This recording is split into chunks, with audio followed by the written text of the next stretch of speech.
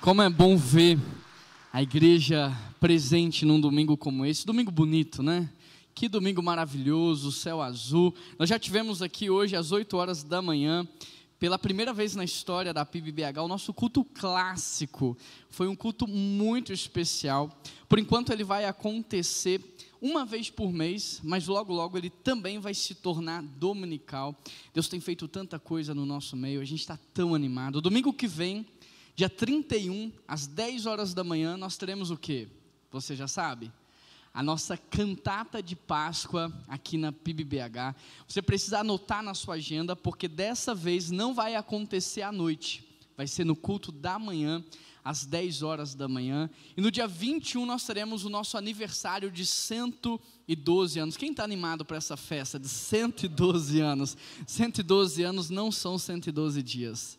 Nem 112 meses, é uma história linda, uma história que o Senhor tem escrito e você faz parte dela. Quantas pessoas estão aqui há 50, 60, 70 anos?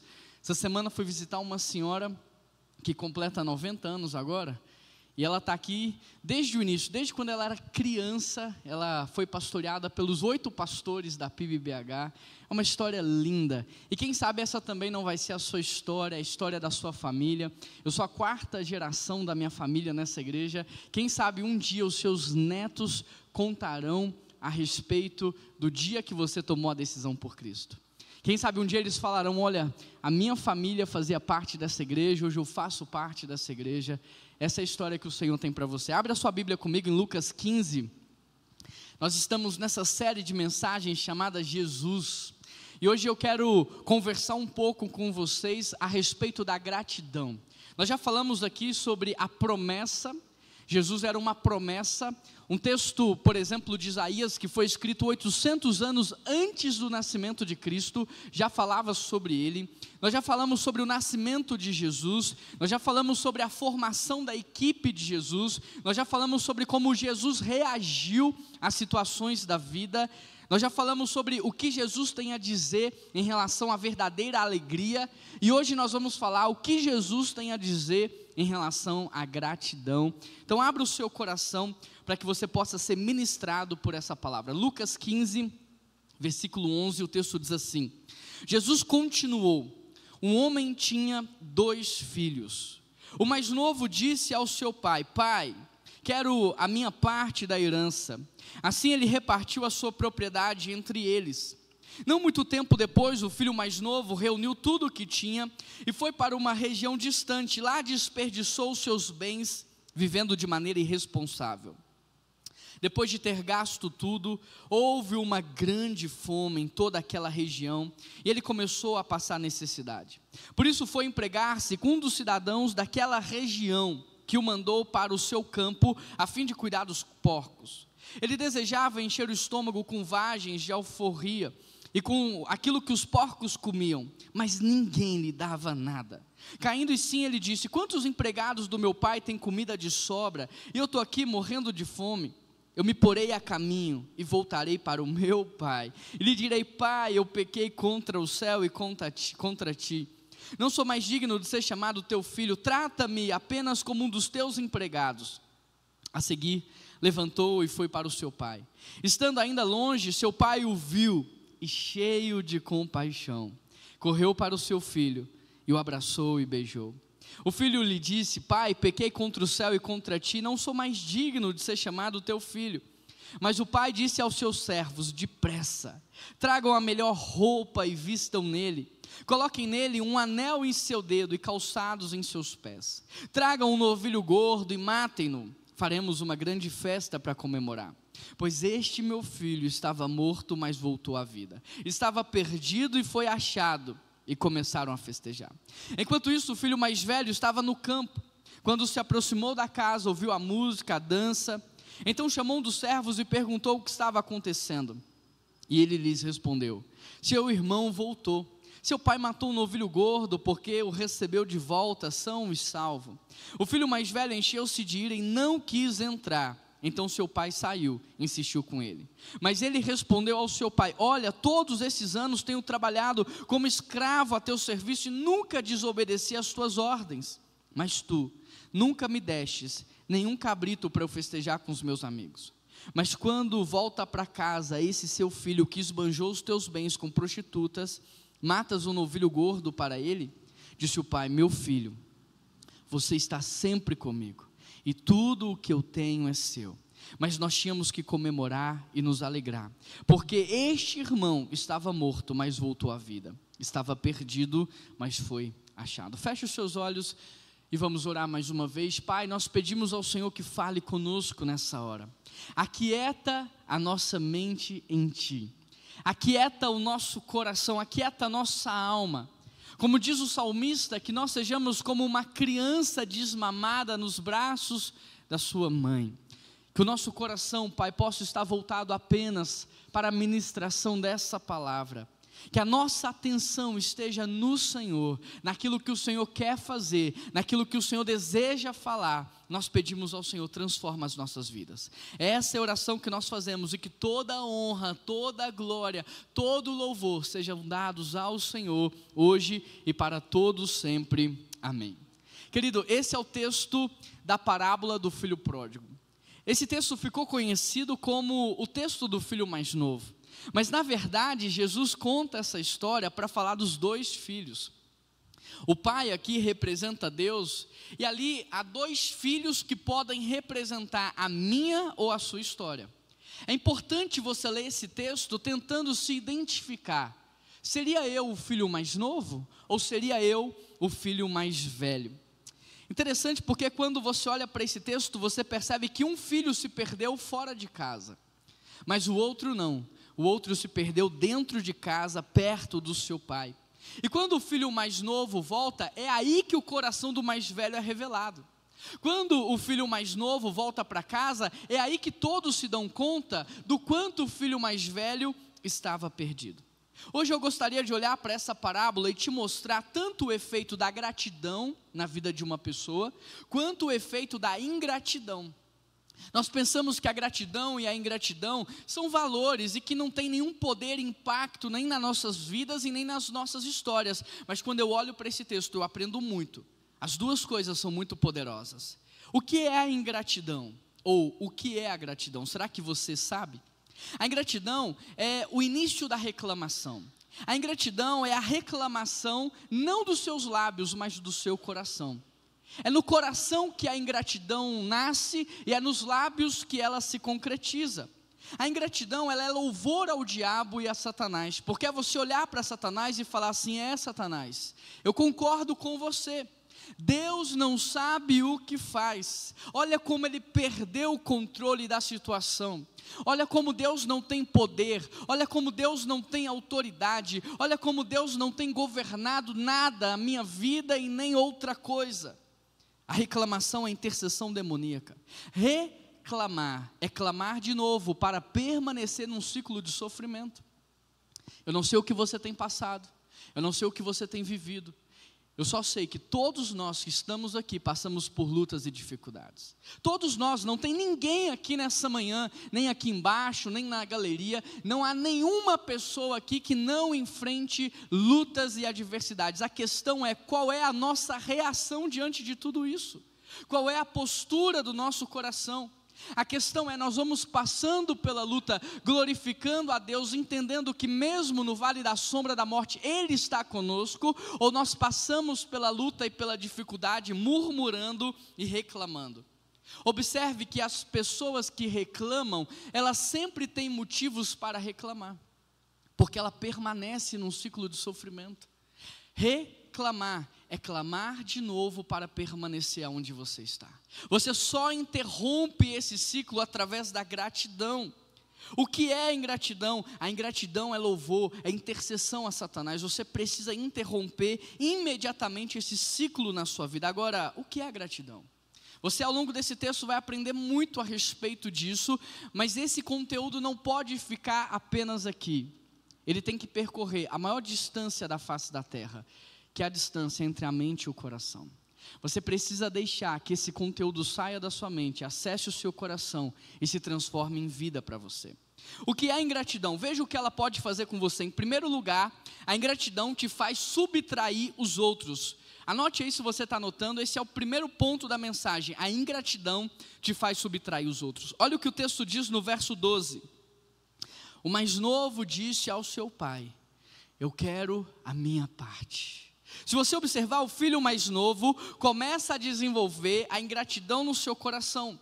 Ele olha para a sua vida dentro da casa do pai, com tudo que ele tinha paz, ele tinha segurança, ele tinha motivos para se alegrar, ele vivia na fartura, ele vivia dentro de um propósito, mas ele olha para tudo aquilo e ele está dizendo assim: está me faltando alguma coisa, tem alguma coisa que não está fechando aqui, tem alguma coisa que eu preciso, e ele vai desenvolvendo essa ingratidão no seu coração, e como consequência dessa ingratidão, ele pensa que o seu pai é um devedor dele. Por isso ele chega para o seu pai e fala assim: me dá a minha parte, o senhor está me devendo, o senhor precisa me entregar o que é meu. A ingratidão nos faz olhar para as pessoas como se elas estivessem devendo alguma coisa para a gente. Então nós nos relacionamos com o nosso cônjuge por essa perspectiva. Ao invés de eu me relacionar para abençoar a vida dele ou dela, para agregar valor, para potencializar, para impulsionar, eu começo a me relacionar para subtrair. Você não fez o que você tinha que fazer, você está falhando no seu papel. Eu começo a me relacionar com as pessoas por essa perspectiva. Eu acho que o meu chefe, ele me deve alguma coisa. Eu acho que o meu líder me deve satisfação. Eu acho que as pessoas me devem, sabe? Eu começo a viver como alguém que está precisando de tudo que os outros podem entregar. É assim que eu trabalho, é assim que eu vivo, é assim que eu me relaciono. Por isso ele chega para o pai, e ao invés de falar assim: pai, o senhor já está numa determinada idade, e eu ainda sou muito jovem, eu posso te ajudar? Pai, ao invés de eu ser alívio para você, me dá a minha parte. Ao invés desse menino chegar para o pai para somar, para falar assim: pai, se as tuas mãos estão cansadas, eu vou erguê-las para você. Pai, se o senhor não consegue mais cuidar de tudo que a gente tem, conta comigo, porque eu vou ser o teu auxílio, eu vou ser alívio na sua vida. Ao invés dele olhar para o pai por essa perspectiva, ele está olhando para o pai dizendo assim: o Senhor é alguém que sempre vai ter que me dar. Querido, reflita comigo. Uma pessoa ingrata pensa que todos são devedores dela, que todo mundo é obrigado a fazer algo por ela, que todo mundo tem o dever e a obrigação. Você já ajudou uma pessoa que ao invés de ser grata, ela agiu com você como se aquilo fosse mais do que a sua obrigação? Você já conviveu com gente que por mais que você faz, ele quer que você faz mais, e aí em determinado momento, quando você para de fazer, ele se torna o seu inimigo. Mas por quê? Porque na cabeça dele você era obrigado, e se você não faz, você está em dívida com ele. O que eu tenho observado olhando para esse texto é que a ingratidão, ela faz com que a gente esvazie as pessoas que estão à nossa volta. Nós tiramos o valor das pessoas, nós esvaziamos o significado. Sabe, a terceira idade é talvez o estágio da vida onde a gente sabe quem nos ama de verdade, porque passa a utilidade e fica só o significado. Mas a ingratidão faz com que a gente esvazie até o significado da pessoa. Olha, meu avô, minha avó, sabe, não pode mais fazer nada pela família, então não tem mais relação, não tem mais, eu não faço nada por eles, porque eles não têm mais nada para entregar. A ingratidão faz com que você esvazie o significado das pessoas. A ingratidão faz com que você viva uma vida de subtração. Agora a pergunta que eu te faço é: hoje você tem vivido assim? De forma ingrata? Será que você não tem se relacionado com as pessoas assim? O que é que você pode fazer por mim? O que é que você pode me entregar? O que é que você pode me dar? O que eu posso ganhar ao me relacionar com você? Sabe quem vai mudar a sua vida, querida? Jesus Cristo. O seu cônjuge não pode preencher o vazio que há dentro de você, só Jesus pode. Ninguém pode satisfazer esse vazio, só Jesus pode. Só Jesus cura, só Jesus transforma, só Jesus liberta, só Jesus pode te salvar. Só Jesus pode dar sentido para a sua vida. Portanto, a gratidão não é consequência de se ter tudo o que quer, mas é consequência de estar contente com tudo o que tem. Você hoje está contente com tudo o que você tem? Você hoje é capaz de reconhecer que você acordou pela graça e misericórdia de Deus, que você tem saúde para levantar e chegar neste lugar pela graça e misericórdia de Deus, que você está cercado de pessoas amáveis, amigos especiais, pessoas que Deus colocou na sua vida. Se Jesus é o meu pastor, então aquilo que eu não tenho é porque eu não preciso. Em segundo lugar, a ingratidão te faz perder a filiação. Verso 12: Pai, eu quero parte da minha herança. Sabe o que isso significa? Pedir a herança em vida é declarar a morte do pai. Pedir a herança em vida naquele tempo era dizer assim: Pai, eu não me importo com o Senhor, eu não me importo mais com a sua vida, eu só quero o que é meu para viver a vida que Deus me deu. Pedir herança com o pai em vida era falar para ele assim: o mais importante que o seu significado é o que você tem para mim. Agora, essa destruição da filiação entre pai e filho, ela não acontece no momento em que esse menino fala. A destruição da filiação entre pai e filho acontece no desenvolver da ingratidão do coração daquele menino. O que é que aquele menino poderia encontrar fora de casa que ele não tinha dentro de casa? O que é que faltava para aquele menino? Ele tinha identidade, provisão, direção, ele tinha recursos, abundância, paz, alegria. O que é que faltava para este menino? A filiação começa a ser destruída no momento em que eu dou brecha para a ingratidão. No momento em que eu olho para Deus e começo a pensar de que Ele não é tudo o que eu preciso. No momento em que eu olho para Deus e eu começo a pensar que se eu não fizer, eu não vou ter. Que Deus vai me abandonar, que Deus vai me deixar. A ingratidão começa a ser desenvolvida no nosso coração e ela te faz, primeiro, mudar a maneira que você se relaciona com Deus. Aí sabe o que você faz? A sua oração inteira se torna uma lista de desejos. A sua oração inteira se torna numa lista de pedidos. E eu falo assim: olha, alguém aqui tem algum pedido de oração? Aí todo mundo levanta a mão. Mas na hora que eu falo, alguém tem algo para agradecer, 2, 3 pessoas levantam a mão. É só você olhar no teor da sua oração, e você vai ver se a ingratidão já não modelou a sua maneira de falar com Deus. Mas também, a ingratidão, ela destrói a sua filiação. Olha o que está acontecendo aqui, esse menino não estava agradecido por nada que o pai fazia por ele. Esse menino não estava agradecido pelos cuidados do pai, pela relação, pelo sustento. Ele pensou que ele seria mais feliz lá fora do que dentro. Ele pensou que seria mais realizado lá fora do que dentro. De forma que com o passar do tempo a ingratidão foi crescendo e foi desconectando ele com o pai. Quando ele chega para o pai e fala assim: me dá a herança que eu estou indo embora, já não há sofrimento no coração dele, porque o coração dele já está petrificado. O coração dele já foi anestesiado. Quem sofre é o pai, o filho não sofre. O filho foi embora completamente desconectado do pai. Querido, o que nós precisamos entender é que a ingratidão quebra o nosso relacionamento com Deus. A ingratidão nos desconecta dele, gera um abismo entre nós.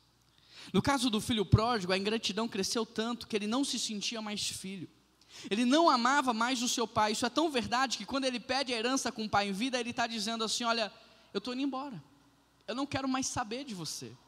A terceira coisa que eu aprendo aqui nesse texto é que a ingratidão destrói a nossa identidade. Versículo 13: não muito tempo depois, o filho mais novo reuniu tudo o que tinha e foi para uma região distante, e lá desperdiçou os seus bens, vivendo irresponsavelmente. Querido, olha para esse texto, entenda o que está acontecendo aqui. O pai reparte a herança, dá a parte do filho mais novo, ele sai de casa e ele vai viver a vida conforme ele sempre sonhou. Sabe aquele projeto de vida? Sabe aquele sonho de vida? Ele vai executar este projeto. O que precisa ser entendido aqui nesse texto é que esse menino não sai como filho. Esse menino sai como órfão. No momento em que ele rompe com o pai, ele deixa a identidade de filho e ele sai como órfão. Como é que a gente sabe isso? Pelo estilo de vida dele. Porque agora esse menino é movido pela falta. Aonde tem prazer, aonde tem entretenimento, aonde é que eu consigo satisfazer os meus vazios existenciais, de modo que ele é capaz de gastar tudo o que ele tem com essas coisas. Sem o pai, o menino perde a bênção. Sem o pai, o menino perde a proteção, perde a provisão. Da mesma forma que Ló foi abençoado quando estava com Abraão, de tal maneira que a Bíblia diz que a terra não suporta o quanto eles enriquecem juntos. Mas quando Ló deixa o pai, ele perde tudo isso. A mesma coisa acontece com o filho pródigo. Enquanto ele estava na presença do pai, ele tinha tudo. Ele não passava por necessidade, mas longe do pai, esse menino está em perigo. O que nós precisamos entender é que Deus não trabalha com indivíduos de maneira isolada. Deus trabalha com famílias. Você crê nisso? Deus não tem carreira solo para ninguém. Deus trabalha com famílias, porque família é projeto de Deus. Deus só criou duas instituições na face da terra: a família biológica e a família espiritual. De modo que a igreja hoje é a interseção entre a biológica e a espiritual. É na igreja que nós aprendemos a viver como iremos viver por toda a eternidade, como irmãos. Família é projeto de Deus. Deus não trabalha com ninguém de maneira isolada. Quem faz isso é Satanás. Quem trabalha com carreira solo, quem trabalha de maneira isolada é Satanás. Deus trabalha com famílias. Sem o pai, o menino perde muito mais do que o dinheiro. Ele perdeu a filiação, as bênçãos espirituais. Sem o pai, ele perdeu a identidade de filho, de forma que, se você olhar para o texto, a partir desse momento, ele vai viver como um órfão. As decisões que ele vai tomar são decisões de órfão. Por isso, deixa eu te perguntar: será que a sua ingratidão não tem te feito viver assim? Porque a Bíblia diz assim: honra teu pai e tua mãe, para que você viva uma boa vida. Ou uma vida longa, ou uma vida de qualidade, mas para que você viva uma boa vida. É o primeiro mandamento com promessa. Esse primeiro mandamento é um mandamento condicional. Tem mandamentos na Bíblia que são incondicionais, não dependem de você para acontecer. Mas tem mandamentos na Bíblia que são condicionais. E a Bíblia diz: honra o teu pai e tua mãe. E honrar pai e mãe não é você dar um oi para o seu pai e para a sua mãe. Honrar pai e mãe é cuidar do pai e mãe na necessidade dele. É destacá-los, é respeitá-los, é protegê-los. E aqui, quando esse menino deixa de honrar o seu pai, você observa o que acontece com ele. Jesus está nos ensinando muitos princípios do mundo espiritual. Será que a maneira como você tem vivido uma vida de miséria, será que o que você tem passado hoje não é consequência de uma desonra aos seus pais? Não é consequência de uma quebra de filiação com o seu Deus? Porque se eu, que sou pai humano, falho, pecador, desejo boas coisas para os meus filhos, não desejo vê-los passar pela miséria, não desejo vê-los vivendo uma vida medíocre, mediana, mas se eu, como pai terreno e falho, desejo o melhor para eles e potencializo e os envio para viver isso, imagina o teu pai, que é Deus perfeito. Você acha que ele está feliz com o tipo de vida que você tem levado? Mas você precisa observar, porque talvez você esteja quebrando princípios do mundo espiritual. Será que a tua ingratidão não tem feito relacionar com Deus como se Ele fosse um diretor de um orfanato? Será que a tua ingratidão não tem feito você se relacionar com Deus como se Ele fosse um Deus distante de você? A quarta coisa que eu aprendo aqui nesse texto é que a ingratidão te desvia do teu propósito. Olha o que o texto diz, versículo 14 e 15. Depois de ter gasto tudo, houve uma grande fome naquela terra, e ele começou a passar o quê? Necessidade. Por isso foi empregar-se com um dos cidadãos daquela cidade, que o mandou para o campo a fim de cuidar dos porcos. Querido, observe o que a ingratidão faz na vida de uma pessoa. Esse mesmo menino que pensou que era infeliz tendo tudo, agora está cuidando dos porcos. Esse mesmo menino que estava insatisfeito com a vida de filho, agora está como um órfão cuidando dos porcos. Sem pai, sem filiação, ele se perde na direção. Agora ele não se move mais pelo seu propósito, ele não se move mais naquilo que o pai quer fazer, ele não se move mais na expansão dos negócios do pai, agora ele se move pela necessidade. Eu tenho fome, o que é que tem para eu fazer? Eu tenho necessidade, quais são as possibilidades de trabalho que existem por aí? E não é assim que muitos têm vivido hoje? Eu preciso aumentar minha renda, o que é que eu posso fazer? Eu preciso de um salário melhor, para onde é que eu devo ir? Querido, antes de toda e qualquer criação sempre existe um propósito. Esse banco, para ter sido criado, alguém pensou nele, alguém sonhou com ele, alguém planejou, alguém executou. Agora, se um objeto tão simples como esse, o seu processo de criação foi complexo, imagina eu e você não somos criados pelo acaso, eu e você não somos frutos do acaso. Deus tem propósito para mim e sua vida, por isso você nasceu no ano em que nasceu, na família em que nasceu, por isso você passou pelo que passou, porque Deus está forjando e formando você para um propósito nessa terra. Nós não deveríamos nos mover pela falta, nós não deveríamos nos mover pela necessidade, nós deveríamos nos mover na direção que o nosso Pai está soprando. Deus, o que é que o Senhor, enquanto Pai, está fazendo no mundo? E onde é que eu entro naquilo que o Senhor está fazendo? Deus, para onde é que o Senhor está indo? Para onde é que o Senhor está expandindo o teu reino? Como é que eu faço parte desse movimento? Eu não quero me mover pela falta, eu quero entender. Agora, servir ao seu propósito não é ser pastor. Entender o seu propósito, às vezes, não é ser um missionário. Você precisa entender que Deus pode e talvez queira te usar aonde você está. Mas é uma mudança de mentalidade, aonde eu não me movo mais pela falta, eu não me movo mais pelo salário. O salário é consequência, os benefícios são consequências naturais, mas eu me movo pelo impacto, eu me movo por aquilo que vai gerar transformação, eu me movo pelo significado. Sabe o que a ingratidão pode fazer? A ingratidão pode fazer você perder o seu relacionamento com Deus, pode fazer com que você viva para subtrair tudo e todos que estão à sua volta, pode destruir a sua identidade, deturpar o seu chamado, deturpar o seu propósito e ainda te fazer mover pela falta. É só ingratidão, gente? Ah, mas está aqui dentro do meu coração, não diz respeito a nada e nem ninguém. É uma coisa pequenininha a ingratidão. Olha o estrago que a ingratidão pode fazer na sua vida. Olha como a ingratidão pode destruir a sua geração. Por isso eu te pergunto, para onde que a ingratidão está te levando? Ser ingrato está trazendo que tipo de benefício para você? Ser ingrato está te levando para qual caminho melhor? A quinta coisa que eu aprendo aqui é que a ingratidão te faz viver completamente pela falta. Versículo 16, ele desejava encher o estômago. Desde o Antigo Testamento, o estômago é considerado um Deus. Desde o Antigo Testamento, o estômago é considerado alguém que pode dirigir a sua vida. Porque da mesma forma que alguém que está com fome não consegue fazer outra coisa a não ser pensar em como conseguir comida, alguém que anda pelo vazio não consegue fazer nenhuma outra coisa a não ser tentar alcançar aquilo que tanto quer. De modo que você pode idolatrar o dinheiro sendo rico ou pobre. Você pode colocar o dinheiro como centro da sua vida tendo muito ou não tendo nada.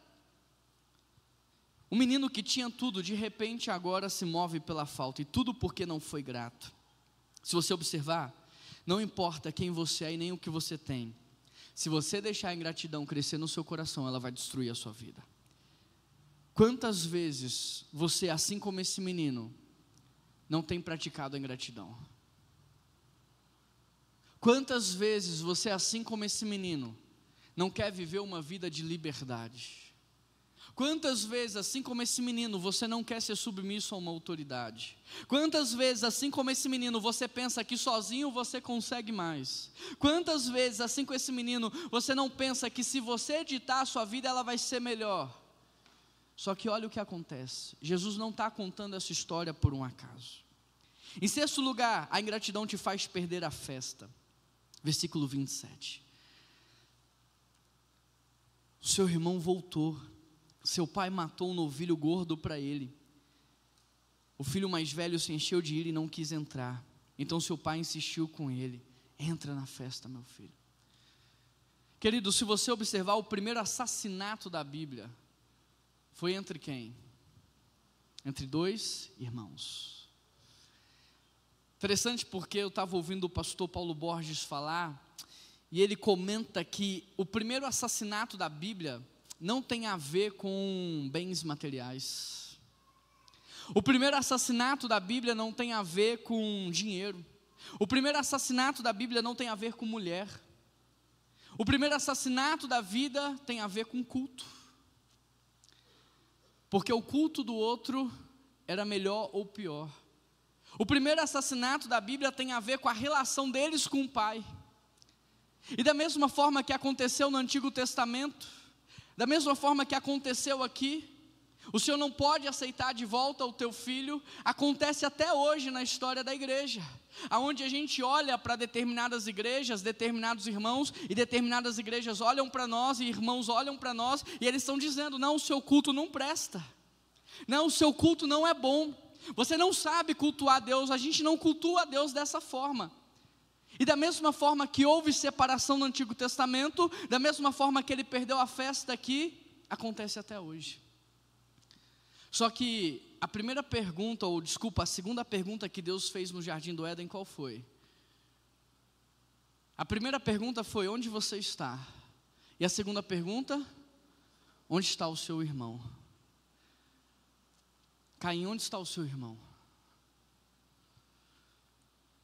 Onde está o seu irmão mais novo? Ele estava morto, ele está vivo, a gente tem que celebrar. Me diz, onde está o seu irmão agora? Será que hoje não temos dificuldade em aceitar o nosso irmão? Será que hoje não temos dificuldade em permitir ou aceitar que alguém tenha também intimidade com o Pai? Que alguém também acesse o Pai? Será que não queremos ser de fato únicos nessa relação? Será que não temos ciúmes de alguém que louva e adora mais do que nós? Que alguém que ora e busca mais do que nós? Será que isso não nos incomoda? Será que a extravagância da adoração do nosso irmão não é um incômodo para nós? Não tem como dizer que você está na presença de Deus, pergunta 1 de Gênesis, se o teu irmão não está do teu lado, se você não sabe conviver com os teus irmãos, se você diz não é digno, se você diz não é merecedor, se você diz não pode entrar, não pode acessar. Um vivia como órfão fora de casa, o outro vivia como funcionário dentro de casa, mas os dois estavam perdidos. Você é o filho mais novo que tem vivido como órfão, que por um acaso hoje acessou a casa do pai? Ou você tem vivido como um funcionário, que embora esteja tão perto, que embora tenha tanto acesso, se relaciona de uma maneira comercial? O que Jesus quer nos ensinar é que nem o que está fora e nem o que está dentro estão certos. O que Jesus quer nos mostrar é que viver como órfão está errado, mas viver como funcionário também está errado. Por quê? Porque nós somos feitos para ser filhos. Porque nós somos feitos para viver com os nossos irmãos. Para que nós somos feitos para viver em plena comunhão e unidade cristã. Enquanto um se movia pela falta, o outro se movia pelo acúmulo. O Senhor já deu para ele. O Senhor não deve dar mais, porque se o Senhor der mais, o Senhor está tirando de onde? Da minha parte. Enquanto um se move pela falta, o outro se move pelo acúmulo. A ingratidão fez os dois se perderem, um longe e um perto. Querido, hoje em dia tem tantas pessoas sobrevivendo, e Jesus está chamando você para a festa. Deus Pai está chamando você para a festa, para celebrar aqueles que estavam perdidos, mas hoje encontraram a vida. E quantas vezes eu e você não ficamos fora da festa por ciúmes, por inveja, por uma disputa do nosso coração, por uma visão errada da vida. A ingratidão te faz subtrair os outros, a ingratidão quebra os seus relacionamentos, a ingratidão destrói a sua identidade e deturpa o seu propósito. A ingratidão te leva para o fundo do poço, e a ingratidão te faz perder a festa. A pergunta que eu te faço é: você vai querer continuar vivendo assim? Agora, enquanto a ingratidão faz tudo isso, olha o que a gratidão pode fazer na sua vida. Em primeiro lugar, a gratidão traz reconhecimento. Versículo 17, caindo em si, ele disse: quantos empregados do meu pai não têm comida de sobra, e eu aqui morrendo de fome? A gratidão te faz reconhecer o que você tem.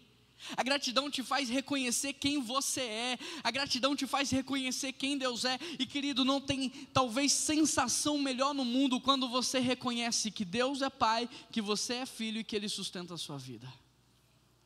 Não tem alívio melhor do que quando você entende o que Deus está fazendo e que Ele, embora não precisasse de você, escolheu te envolver para que você pudesse desfrutar da festa. A gratidão te faz reconhecer. Eu comento com a minha equipe que eu fui contratado muito novo para ser seminarista lá na Ibaviva, em Vinhedo. E eu falo para eles que quando eu cheguei lá, durante uns 4 anos, eu não confiava no André, meu pastor. Foi essa semana, Samuel? Essa semana eu estive lá. Saímos daqui de carro, fomos para São Paulo para ter 2 horas de conversa com ele, para ouvi-lo e voltar. Mas durante 4 anos da minha caminhada eu não confiava no André, porque eu pensava assim, eu sou mão de obra barata. Ele me contratou para me explorar.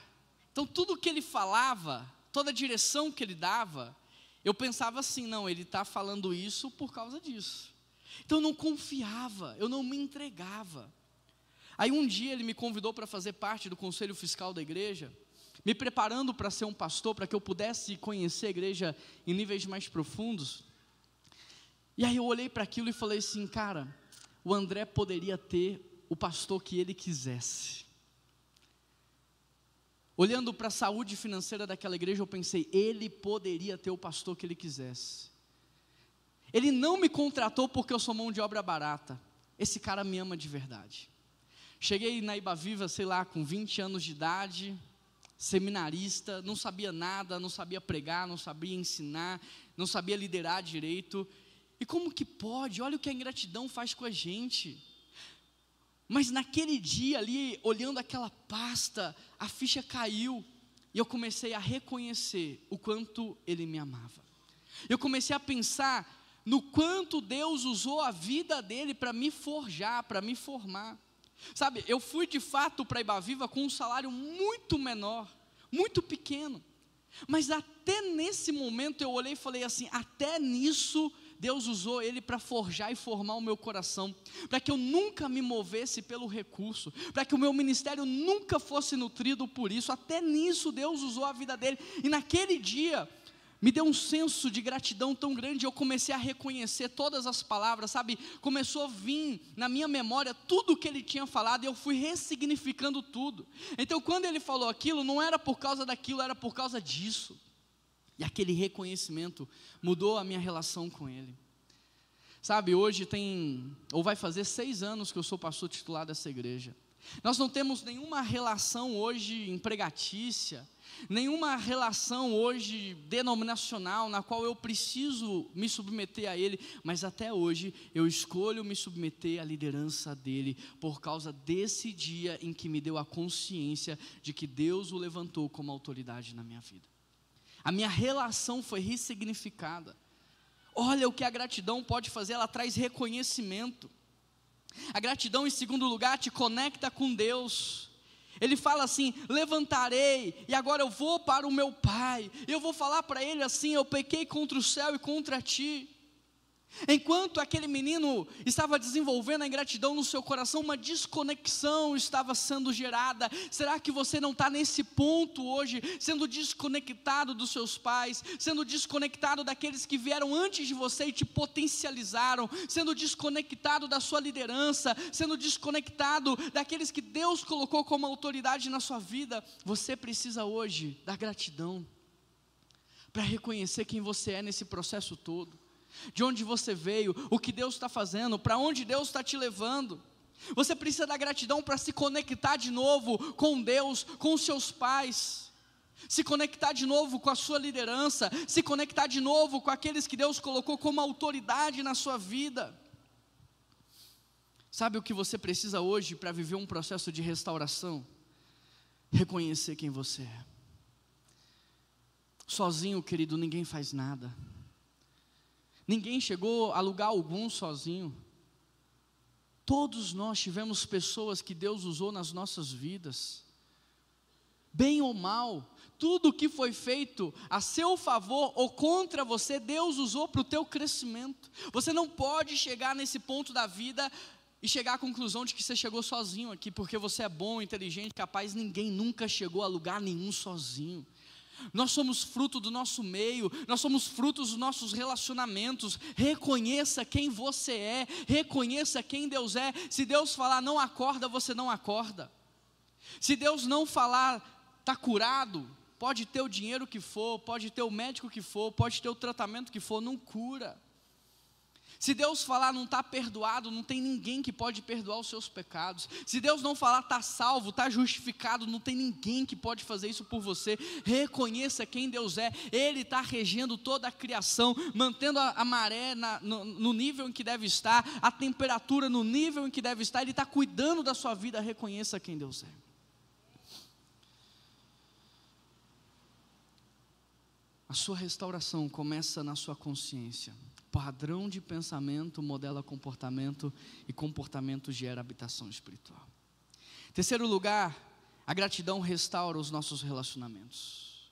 Ele não só ali naquele momento foi conectado com Deus, mas agora ele parte para a restauração. Lucas 15:19. Não sou mais digno de ser chamado teu filho, trata-me como um dos teus empregados. E levantando-se, foi para o seu pai. Vinha ele de longe.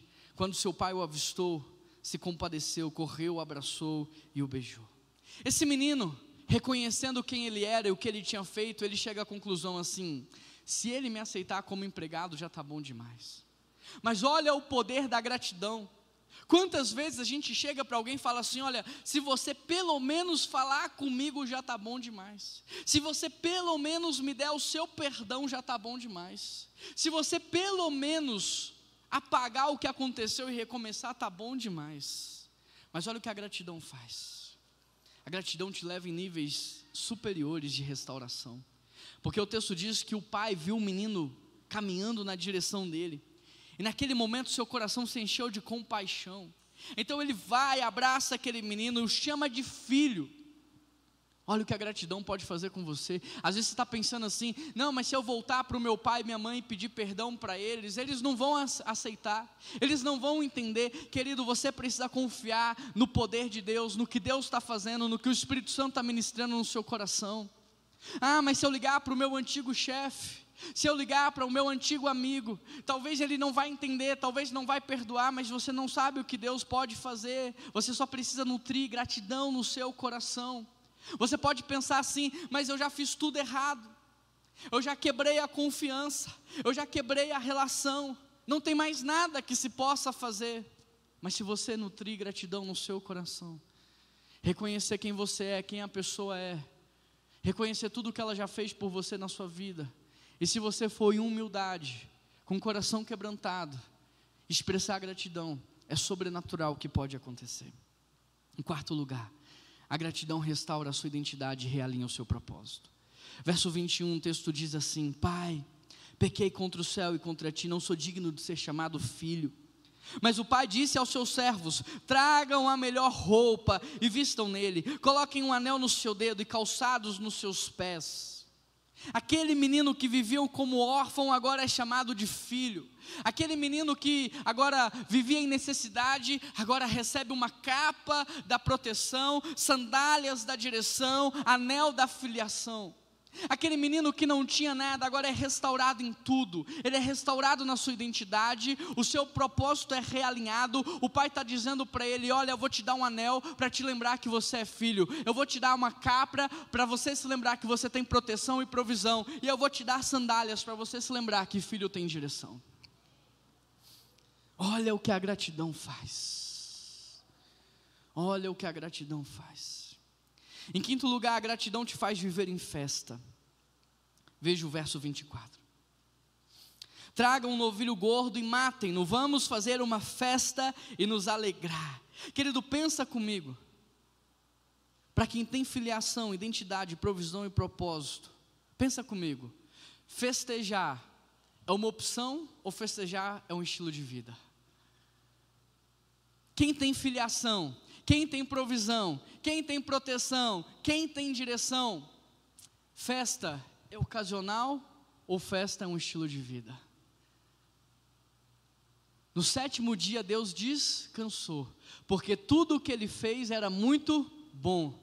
Aí Jesus fala o seguinte: o meu Pai trabalha até hoje. Sabe por quê? Porque o descanso de Deus em Gênesis não era uma vida de ociosidade, não era inatividade, era uma vida de celebração.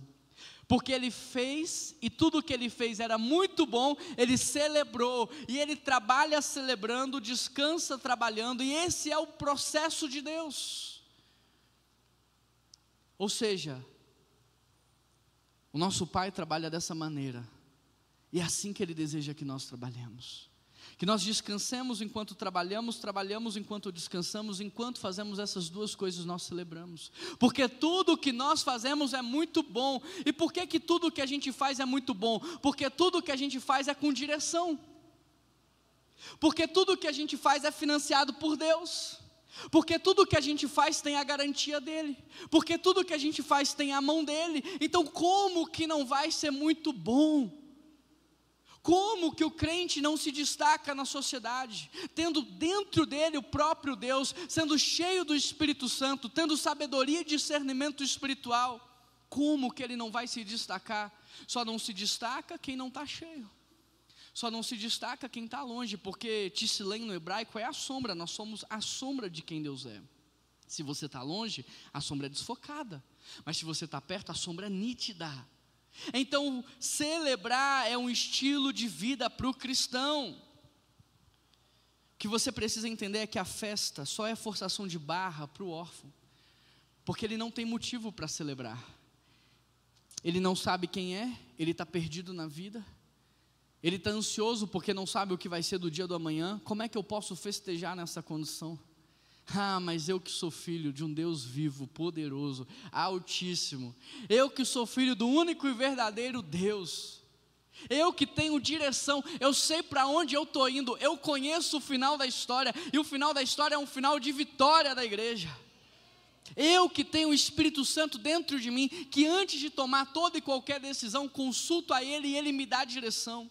Eu que não ando perdido por aí, mas eu sei para onde eu vou, ou seja, eu não desperdiço energia em um monte de lugar, eu invisto a minha energia num propósito, num projeto que tem a garantia da vitória. Então sabe o que eu vou fazer? Eu vou trabalhar celebrando, eu vou descansar celebrando, eu vou me relacionar celebrando, porque eu tenho muito motivo para celebrar.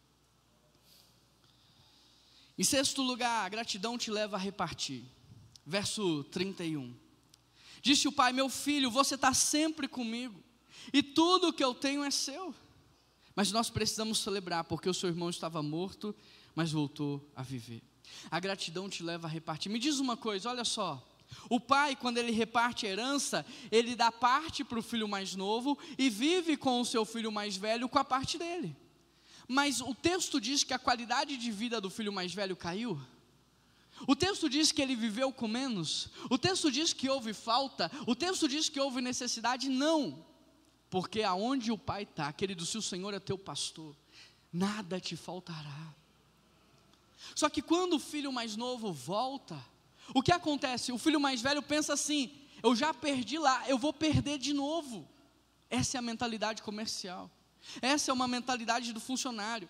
E é por isso que o filho mais velho não consegue repartir, porque na cabeça dele, quanto mais ele dá, menos ele tem. Só que essa não é a lógica do reino de Deus, e Jesus vai nos ensinar contando essa história. Mais do que festejar, a gratidão nos leva a repartir. Querido, em sua opinião, quem que é mais feliz, completo e realizado? Deus ou eu? Quem? Deus. Quem que é mais feliz, completo e realizado? Deus ou você? E nesse texto aqui, quem que era mais feliz, completo e realizado? O pai ou os filhos? Se você observar, o abençoador é sempre mais feliz do que o abençoado. Então por que você não abençoa mais? Então por que você não reparte mais? Se um princípio do mundo espiritual é que aquele que reparte, mais abençoado é. Você vai ser abençoado, Deus diz para Abraão, para se tornar um abençoador. Se o propósito de toda a bênção nas nossas vidas é alcançar os outros, por que está retendo em você? Por que está parando em você? Sabe o que é uma maldição? Uma maldição é uma bênção mal usada. É um dinheiro que vinha para ser transformação na sua família, mas você usa mal. Aí vira motivo de divórcio, vira motivo de separação. É um trabalho que poderia potencializar você, mas porque você usa mal, se entrega mal, agora afasta você de Deus, dos seus amigos, da sua igreja, da sua família. Uma maldição é uma bênção mal usada. É uma bênção que você retém. É uma água que precisava correr, mas agora fica aprisionada. E aquela água que ia gerar vida por onde passa, agora apodrece e gera morte. Por que que você está retendo tudo em você? Por que que você está retendo em você? Satanás nos ensinou a pensar que é mais gostoso ganhar do que dar. E se a gente mudasse a lógica de tudo isso?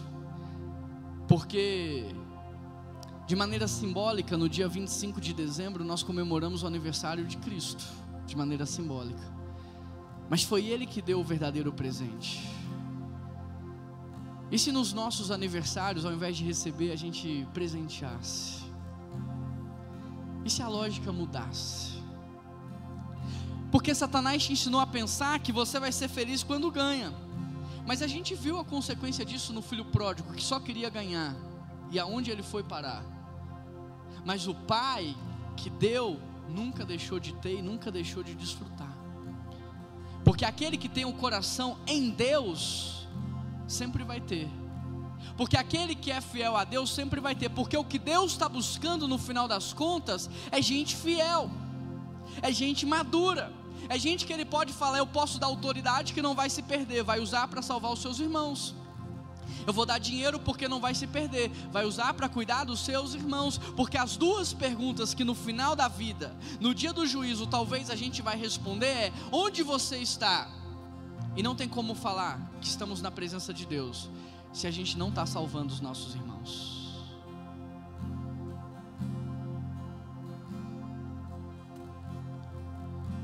A pessoa que promove a festa, sem dúvida alguma, é a pessoa mais realizada daquela festa. Deus está te chamando para promover festas, festas de celebração. Deus está te chamando para criar ambientes de abundância, de provisão. E como consequência de alguém que reparte, ser cada vez mais abençoado por Deus. Amém, igreja? Isso é o que eu quero para a minha vida. Eu quero ser um rio de água viva. Eu quero ser um abençoador. Eu quero ser alguém que potencializa as pessoas. Mas você precisa desejar isso também. Foi nos ensinado a crescer para que nós fôssemos maiores do que os nossos irmãos. Mas isso é completamente satânico. Porque maior do que os seus irmãos foi o que Satanás quis ser. Um ambiente sadio, um ambiente onde Deus está, todos crescem, todos são abençoados, todos abençoam, todos repartem. Nós estamos seguindo o ensino de Cristo ou o ensino de Satanás? Enquanto o filho pródigo vivia na ingratidão, ele só pensava em receber. Enquanto o filho mais velho vivia na ingratidão, ele só pensava em acumular. Mas em contrapartida, o pai grato, feliz pela vida, feliz pela família, só celebrava e repartia. Esse é o estilo de vida do cristão: celebrar e repartir, celebrar e repartir, celebrar e repartir.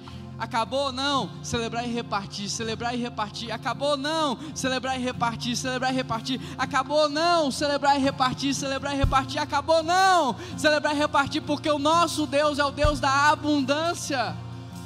Mas Ele está buscando homens e mulheres fiéis. Quando Ele foi multiplicar o pão, Ele não multiplicou na conta, sobraram 12 cestos cheios de comida. Quando Ele foi te salvar, Ele não fez de qualquer jeito, Ele mandou o seu Filho. Ele sempre nos dá o seu melhor.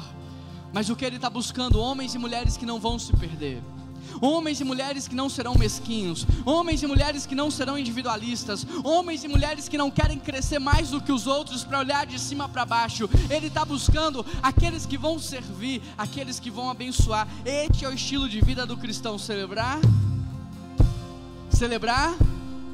Celebrar? Acabou? Não, então o que a gente faz? A gente celebra e a gente reparte mais. Agora, quantos aqui nessa manhã querem viver isso? Deu até vontade de fazer a ceia aqui agora, não é? Porque Jesus pegou o pão, Ele deu graças e Ele disse o quê? Fazer isto em memória de mim. E o que Ele fez? Repartiu. Por que que a gente come primeiro e reparte depois?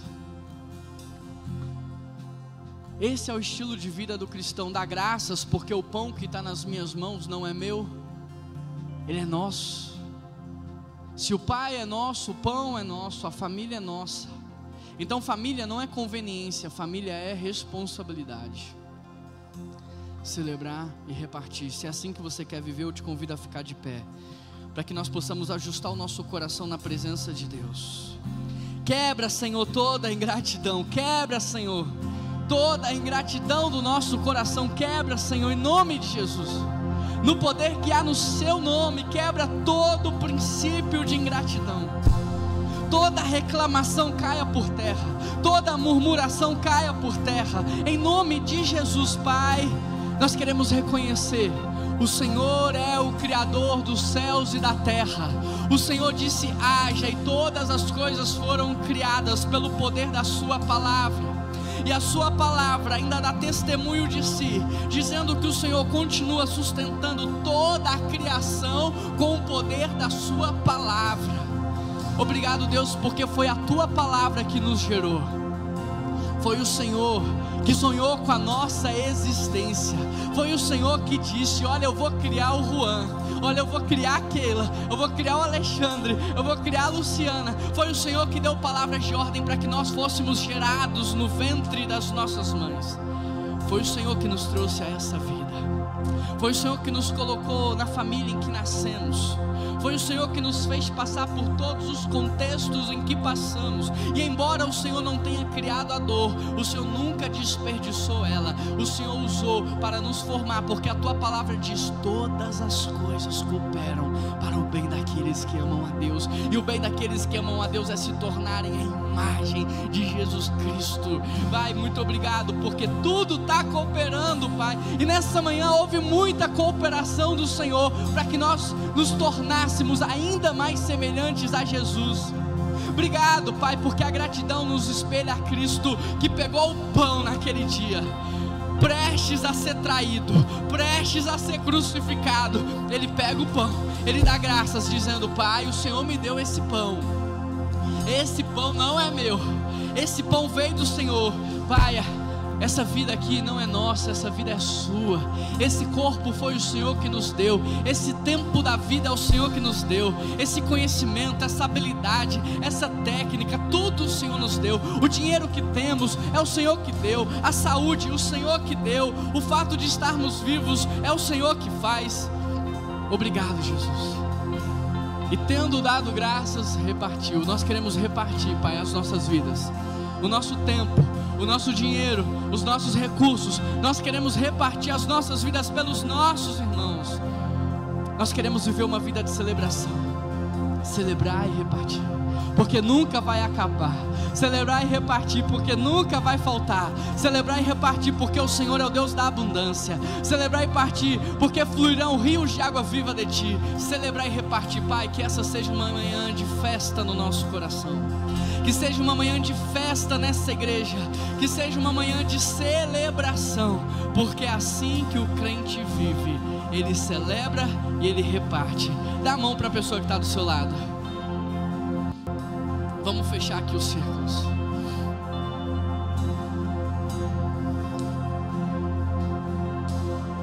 Onde você está?